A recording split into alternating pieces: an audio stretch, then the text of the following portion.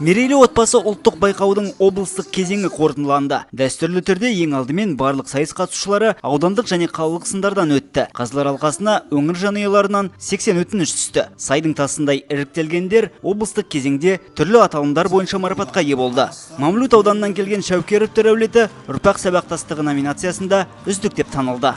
8 бала тәрбиеледім. Бәрі высший образование, бәрі мұғалім. Жақсы жерде істейді. Гимназияда, Назарбай мектебінде алдына енді 30 жылға жақын мұғалім болғандарына. Артына 20 жыл. Облыстық кезеңде 24 отбасы марапатқа ие болды. Оның алтауына жүлделі орындар табысталды. Қала өнерпаздарымен қатар байқау қатысушылары да шығармашылыққа кенде емес екендіктерін дәлелдеді.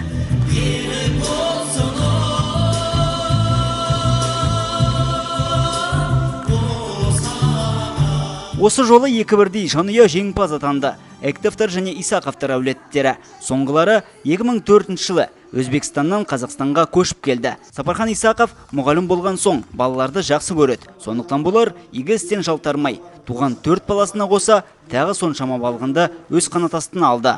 Мерей Үстем отбасының үлкені Несібелі апаның сөзінше ең бастысы бірлік. Отбасының құндылығы енді ынтымақта. Қайда барасың десе, ынтымаққа барам деген екен.